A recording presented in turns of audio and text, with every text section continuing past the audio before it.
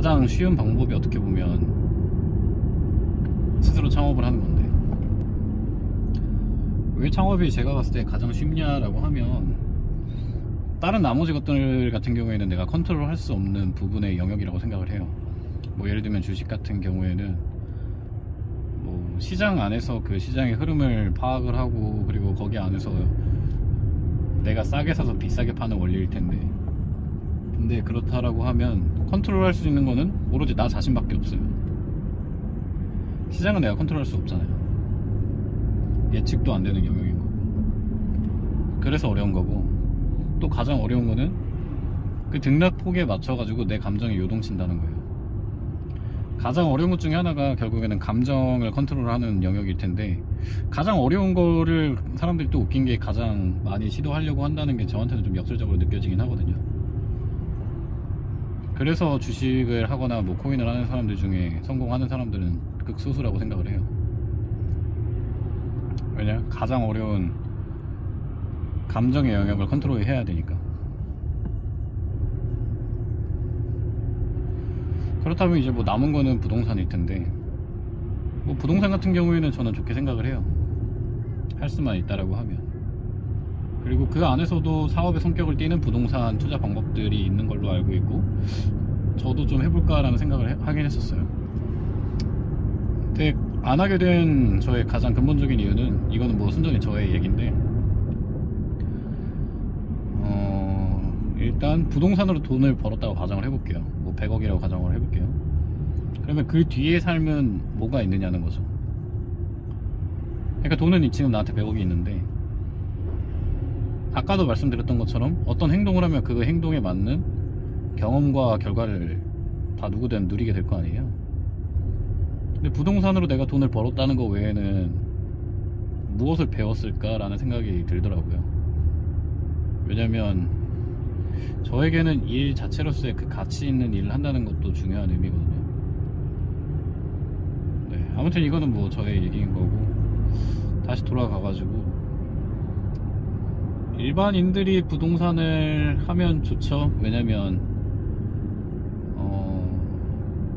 아까 이제 주식 투자 같은 경우에는 가장 어려운 게 감정의 등락을 이기는 게 어렵다라고 했는데, 부동산은 그거에서 좀 자유롭죠. 왜냐면 일반적으로 생각을 할 때 부동산 같은 경우에는 샀다 팔았다 샀다 팔았다 이런 식으로 개념으로 생각 안 하잖아요.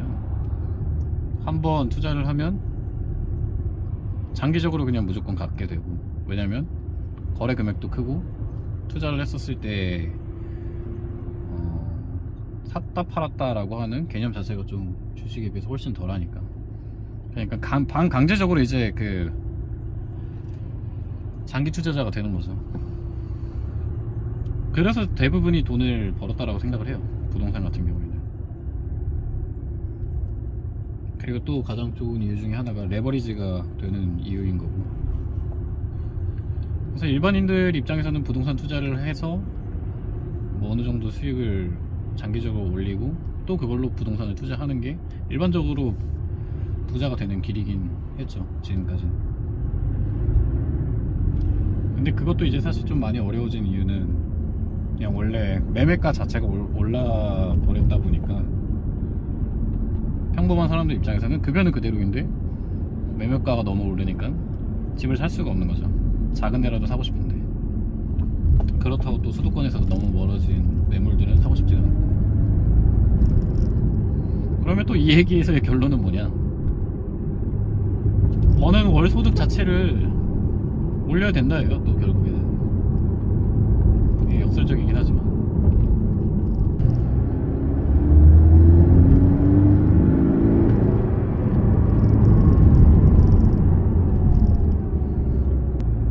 버는 돈을 결국에는 많이 벌어야 된다. 그럼 어떻게 벌 거냐? 주식은 내가 컨트롤할 수 없는 영역이고, 내 감정을 다루기도 힘들고, 그래서 어렵고. 그리고 주식이 또 어려운 이유 중에 하나는, 주식은 곱하기 싸움이거든요.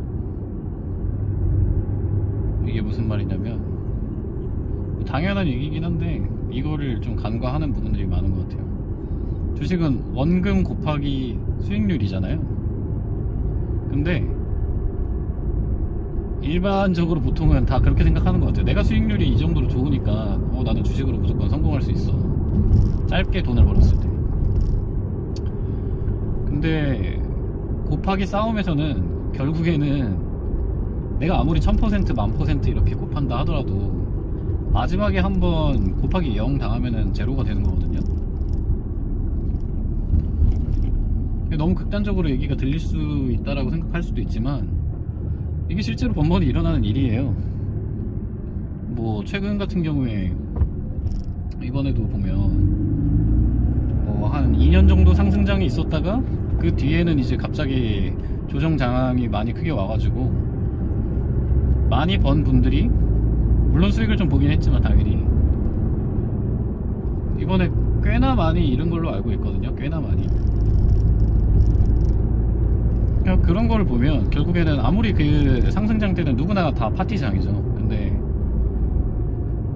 이런 장 때 결국에는 잃고 하게 되면 생각보다 버는 게 아닐 수 있다라는 거죠.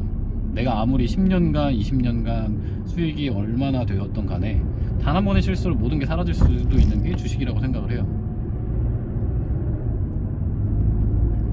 물론 코인 같은 경우에 더 심하겠죠. 그러니까 이거를 많이 간과하더라고요. 내가 돈을 이렇게 많이 벌었다 라고 하는 짧은 그 순간들에서만 생각을 하는 거지.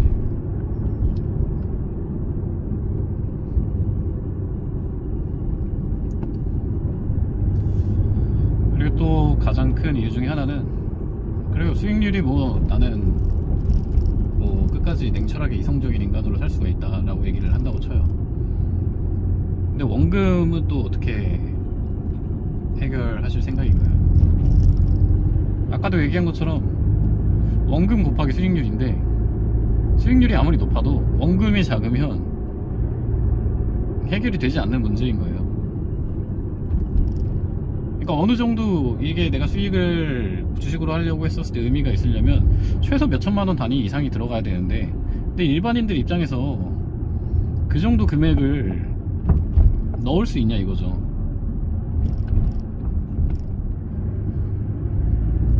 그리고 만약에 그 정도의 큰 금액이 주식으로 들어가 있는데 아까 처음에 얘기했던 이성적으로 내 정신을 유지할 수 있느냐 이거죠. 그런 사람은 전 거의 못 보지 못했어요. 정말로. 대다수가 작은 금액으로 감정적으로 요동치면서 투자를 하고 대부분이 그러니까 손실을 보고 떠나는 게 주식시장인 거죠. 그거를 잘 하는 분들은 정말 이성적인 사람들인 거고 공부도 열심히 하는 사람들인 거고 사실 주식을 안 하고 뭘 해도 성공할 사람들이에요. 그런 사람들은. 왜냐면 이성적인 사람들은 어디서든 성공하거든요. 그리고 자기 자신을 돌아보는 사람들. 그러니까 그렇게 어려운 일들을 굳이 할 이유가 있나라는 생각을 계속해요 저는.